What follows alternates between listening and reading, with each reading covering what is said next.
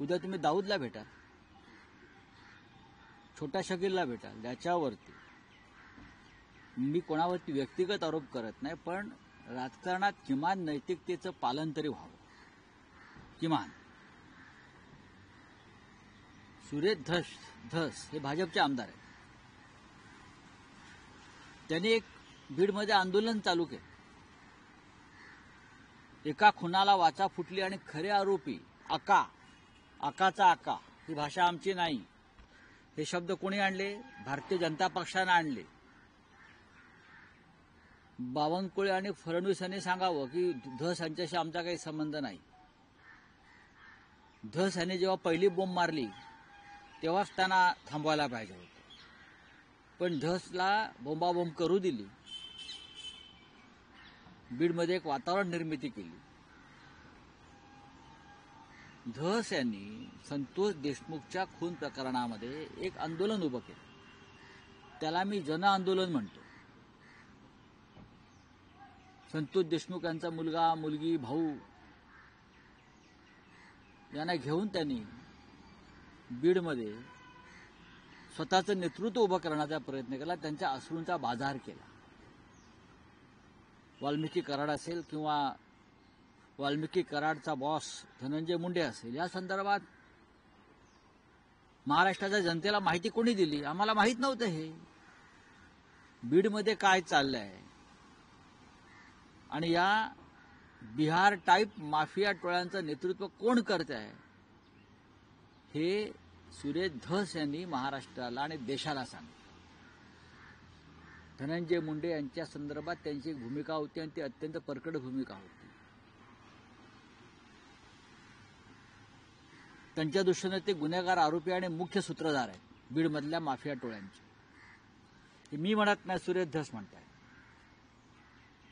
आणि मग त्या मुंडेंना तुम्ही अचानक रात्री भेटायला जाता, 4 तास बसता, जेवण करता, लोकांच्या मनात संशय निर्माण होणार. आणि फडणवीस असं म्हणतात, भेटलं तर काय झालं? काहीच हरकत नाही भेटायला. पण ज्यांच्यावर तुम्ही आरोप करताय, ज्यांना तुम्ही एका खुनाचे मुख्य सूत्रधार मानताय, ज्यांना तुम्ही बीडमधल्या मिर्झापूरचं डॉन मानताय, त्यांना तुम्ही रात्री गुपचूप भेटता आणि फडणवीस त्याचे समर्थन करतात. म्हणजे तुमचं हँड इन ग्लोज झाला म्हणतो. मिली भगत आहे की काय या सगळ्यामध्ये? याच्यामध्ये सुरेश धस किंवा धनंजय मुंडेची नाचक्की झाली नसून याच्यामध्ये बावनकुळे आणि देवेंद्र फडणवीस यांच्या नैतिकतेचा बुरखा फाटला हे स्पष्टपणे मला सांगावं असं वाटतं. धनंजय मुंडे यांचा राजीनामा द्यायचा की नाही यापेक्षा त्यांनी कुणी घ्यायचा हे ठरायला पाहिजे. तो अजित पवारांनी घ्यायचा की देवेंद्र फडणवीस यांनी घ्यायचा? कोणाला वाचवताय? माझं तर स्पष्ट मत आहे, मनोज जरांगे पाटील यांचं जे नेतृत्व उभं राहिलं मराठा समाजामध्ये आणि त्यांनी जे आंदोलनाला सुरुवात केली होती पुन्हा एकदा निवडणुकीनंतर, त्या आंदोलनाची धार कमी करण्यासाठी भारतीय जनता पक्षानं सुरेश धस हा मोहरा मराठा समाजाचा पुढे आणला आणि त्यासाठी त्यांना संतोष देशमुखाच्या खुनाचा त्यांनी वापर केला. मग या खून प्रकरणात भाजपचा हात आहे का? लोकांचं लक्ष विचलित करण्यासाठी हे पाहावं लागेल. मग अशा प्रकारची लढाई सोमनाथ सूर्यवंशीच्या प्रकरणात का करायला लावली नाही तुम्ही? कारण का दलित होता तो? सोमनाथ सूर्यवंशी हा संविधानाचं रक्षण करण्यासाठी मारला गेला, पोलीस लॉकअपमध्ये मारला गेला. त्याच्यावरती कुणी आंदोलन केलं नाही, करायला लावलं नाही भाजपनं. पण संतोष देशमुख प्रकरणामध्ये हा वापर केला गेला. हे भारतीय जनता पक्षाच्या राजकारणाचं एक स्वरूप आहे. अशा प्रकारचं राजकारण सर्वत्र भारतीय जनता पक्ष करतं. बलात्काराचं राजकारण, खुनाचं राजकारण, व्यभिचाराचं राजकारण, भ्रष्टाचाराचं राजकारण सर्वत्र. मुंबईमध्ये न्यू इंडिया बँक ज्या प्रकारे लुटली गेलेली आहे त्याच्यामध्ये सगळे भारतीय जनता पक्षाचे लोक आहेत. जनतेचा पैसा, सगळे बिल्डर, मेहता, जैन आणि एक कदम भाजपचा. आता कुठे गेले मुलुंडचे पोपटलाल? आता कुठे गेले? एवढी मोठी बँक लुटली गेली शेकडो कोटींना. आता हा मुलुंडचा पोपटलाल कुठे लपलाय, कुठल्या बिळात लपलाय? आता का बोलत नाही तो? का भारतीय जनता पक्षाच्या लोकांनी बँक लुटली म्हणून बोलत नाही? गरिबांचा पैसा नाही तो, सामान्यांचा पैसा नाही, टॅक्सीवाल्यांचा पैसा आहे. जॉर्ज फर्नांडिस यांनी स्थापन केलेली बँक आहे. आता तुमच्याकडे कागदपत्र पुरावे, आता ते ईदीकडे का जात नाहीत? आता ईदीला का सांगत नाहीत? आता काय पत्रकार परिषदा घेत नाहीत? आता का बुच बसला तोंडाला त्यांच्या? का? भाजपचे आमदार त्याच्यामध्ये अडकलेत. भाजपच्या आमदारांच्या दबावाखाली कर्ज वाटप झालं. बोला ना, देवेंद्र फडणवीसांनी उत्तर दिलं पाहिजे याच्यावरती. काय गुन्हे दाखल करताय तुम्ही? कोणाला गुन्हे दाखल करताय? सगळ्या बिल्डर ज्यांना पैसे मिळाले ते सगळे भाजपशी संबंधित आहेत आणि RSS संघाशी संबंधित आहेत. ही अत्यंत गंभीर गोष्ट आहे. या देशामध्ये विरोधी पक्षाच्या लोकांना एक न्याय आणि सत्ताधाऱ्यांना दुसरा न्याय. कोणता समान नागरी कायदा आणताय तुम्ही? काल पुन्हा एकदा अमृतसरला विमान उतरलं लष्कराचं अमेरिकेच्या. उतरू कसं देत आहे? अफगाणिस्तान नंतर अमेरिकेचं लष्करी विमान उतरणारा भारत हा दुसरा देश. अफगाणिस्तानला उतरतात लष्करी विमान, त्यानंतर भारतात. पुन्हा एकदा बेड्या घातल्या. शीख बांधवांच्या पगड्या उतरवल्या गेल्या. काय करते भारतीय जनता पक्ष? का त्यांना देशाचा अपमान वाटत नाही? आमच्या शीख बांधवांच्या पगड्या उतरवल्या गेल्या आणि तुम्ही तिथे दिल्लीतल्या 84च्या दंगलीवरती अजूनही आवाज उठवताय. चांगलं आहे, पण शिखांच्या पगड्या उतरवून त्यांना बेड्या घालून ते आणलं आणि आमच्या भूमीवरती उतरवलं. आमच्या हद्दीमध्ये बेड्या घातलेल्या आहेत त्यांना. लक्षात घ्या, अमेरिकेत नाहीत. नरेंद्र मोदी रशिया आणि युक्रेनचं युद्ध थांबवू शकतात. पापाने वार रुकवा दिया. नरेंद्र मोदी आणि त्यांचे भक्त, आंधळे भक्त, रशियाचं आणि युक्रेनचं युद्ध मोदींनी थांबवलं.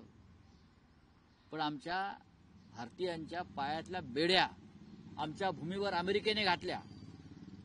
ही गुलामी आहे. नरेंद्र मोदींनी काय केलं?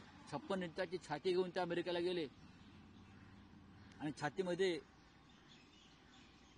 टाचणी टोचली ट्रम्प आणि ती छाती लहान करून इथे आले. ही अत्यंत शर्मनाक गोष्ट आहे. तिसरं विमान आलं बेड्या घालून भारतीयांचं. काय केलं मोदींनी जाऊन तिथे? प्रधानमंत्र्यांनी जाऊन केलं काय? जीव भारतीयांचा राष्ट्रभक्त आहात ना स्वतःला तुम्ही, अतिराष्ट्रवादी समजता. हिंदू तुडवला जातोय कुंभच्या नावाखाली. दिल्ली तो रेल्वे प्लॅटफॉर्म असेल, नाहीतर प्रयागराजला असेल. काय करताय? काय सरकार कुठे आहे? मोठे आमचे मुख्यमंत्री जाऊन आंघोळ करतायत, त्यांचे मंत्री जाऊन आंघोळ करतायत, इथे पापा करतायत. चला बोला. सर हिंदी में जानना चाहेंगे, जो कोऑपरेटिव बैंक है उसमें बहुत सारे बीजेपी लीडर्स के नाम आ रहे हैं. न्यू इंडिया कोऑपरेटिव बैंक, ये बैंक बहुत ही प्रतिष्ठित बैंक, बड़ी बैंक है, कोऑपरेटिव बैंक है, शेड्यूल बैंक है मेरे हिसाब से. जॉर्ज फर्नांडिस साहब थे उस वक्त, मुंबई में वो लेबर लीडर थे, काम करते थे और टैक्सीमैन यूनियन चलाते थे. उनके लिए बैंक बनाई थी. और ये बैंक आप बीजेपी के लोगों ने अपने कब्जे में लेकर बहुत ही गलत तरीके से लोगों को कर्जा दिया, अपने अपने लोगों को. सभी जिसने बैंक लूटी है, ये 150 करोड़ का घोटाला है लगभग, कम से कम, अब जो सामने आया है. सभी बिल्डर जिनको पैसा मिला है वो बीजेपी के जुड़े हुए, बीजेपी को चंदा देने वाले लोग हैं. बीजेपी के MLA उसमें है महाराष्ट्र के. ये जो किरीट सोमैया नाम का आदमी यहां बैठा है बाजू में, बीजेपी का लोफर, मुंबई में. और जब बैंक के छोटे मोटे घोटाले सामने आए तो यहां नंगा नाच रहा था ईडी के ऑफिस में जाकर, उसको अरेस्ट करो, उसको अरेस्ट करो, ये कल जेल में. अब इतनी बड़ी बैंक डूब गई है, बीजेपी के लोगों ने डुबाई है, लोगों को लूट लिया है. अब कहाँ है ये लोग? कहाँ है देवेंद्र फडणवीस जी? कहाँ ये किरीट सोमैया है? कहाँ? मुझे बताइए. अब जाकर कंप्लेंट करो ना ईडी के पास. कि बीजेपी के एमएलए को अंदर करो। हमारे रविंद्र वायकर जी के खिलाफ उस वक्त उनके अगेंस्ट कोई केस नहीं बनता था, उसको डरा धमकाकर बीजेपी में शामिल कराया। एक छोटा केस था बीएमसी का, ईडी के पास चला गया ये महाशय। अब कहाँ है आप लोग? ये जो सब बिल्डर लोग हैं, ये घाटकोपर के, मुलुंड के, मुंबई के, जिसने वो बैंक को लूटा है और बीजेपी के आशीर्वाद से लूटा है। देवेंद्र फडणवीस को ये पता नहीं, मुख्यमंत्री को पता नहीं क्या चल रहा है। कौन सा गृह मंत्रालय चलाते हैं?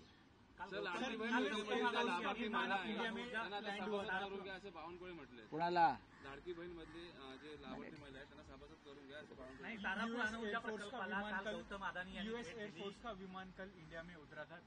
तीसरा विमान है, उसमें उस विमान में सिखों की पगड़ी, जो उनका धर्म का एक सर्वोच्च सम्मान होता है पगड़ी, वो पगड़ी उतार दी, हाथ पांव में बेड़िया डालकर उनको उतराया। अमेरिका का लश्कर का विमान, आर्मी का विमान, इस प्रकार से आर्मी का विमान अमेरिका का अफगानिस्तान में उतरता था अब तक, अफगानिस्तान में। अब भारत में उतर रहे हैं, हमारे जमीन पर हमारे लोगों को अमेरिका जंजीरें डालकर, सिखों की पगड़ी उतारकर नीचे उतार रहे हैं। और रशिया और यूक्रेन के वॉर रुकाने वाले हमारे पापा चुप बैठे हैं। अमेरिका में जाकर बड़े पापा को मिलकर आए, फिर भी बड़े पापा ने कुछ नहीं किया। जाने के बाद तुरंत दूसरा विमान भेजा, जंजीरें और बेड़िया डालकर भारतीयों को यहां भेज दिया, पंजाब की भूमि पर। गुजरात में क्यों नहीं उतरता विमान? अहमदाबाद में एयरपोर्ट नहीं है? मुंबई में क्यों नहीं उतार रहे हो? दिल्ली में क्यों नहीं उतार रहे हो? चंडीगढ़ में क्यों नहीं उतार रहे हो? पंजाब में ही क्यों उतार रहे हो आप? क्यों? क्या कारण है? आपको शर्म नहीं आती ये अंधभक्तों को कि हमारे देश के नागरिक है, हमारा खून है, उनको इस प्रकार से अपमानित करके अमृतसर में बेड़िया डालकर हमारे जमीन पर उतार रहे अमेरिका, और आप रशिया यूक्रेन वॉर रुकवाने की बात करते हो और वोट मांगते हो लोगों से। शर्म आनी चाहिए आपको। चलिए, थैंक यू। एक प्रश्न असा आहे की भास्कर जाधव गेल्या काही दिवसांपासून स्टेटमेंट्स करता आहे, त्यांच्या नाराजीची चर्चा आहे, पण कालही त्यांनी स्पष्टीकरण केलंय की ते नाराज नाहीत. त्यांचं जे विधान होतं की त्यांच्या कार्यक्षमतेप्रमाणे काम करण्याची संधी मिळत नाही, त्यांनी कुठल्या पक्षाचं नाव घेतलं नव्हतं. ते असं म्हणतायत की मी कुठल्या पदासाठी नौटंकी आजवर केलेली नाही. एकूण ज्या पद्धतीनं पक्षाला सध्या गळती लागलेली आहे, पक्षात काही सिरियस विचार सुरू आहे की काही प्लॅन ऑफ ऍक्शन चेंज करावी किंवा काही कार्यपद्धती म्हणजे काय असतं, प्लॅन ऑफ ऍक्शन चेंज करावी असं आहे की म्हणजे यामध्ये काय आहे की गेले 50-55 वर्ष हा पक्ष एका दिशेने चाललेला आहे. पक्षामध्ये वारंवार बदल होत गेले, पक्षाच्या नेतृत्वात नेते बदलले गेले, नवीन नवीन माणसं आली. अनेकदा आता सध्याच्या परिस्थितीमध्ये पक्षाला काही लोक सोडून जात आहेत. हे पदाधिकारी आहेत, एक लक्षात घ्या. हे पदाधिकारी काही ठिकाणी मोहापायी सोडून जात आहेत. नगरसेवक असतील, माजी आमदार आहेत, विद्यमान आमदार खासदारांविषयी तुम्ही अफवा उडवताय, पण ज्यांना जायचं होते ते गेले. भास्कर जाधव हे पक्षाचे नेते आहेत, आमचे सहकारी आहेत.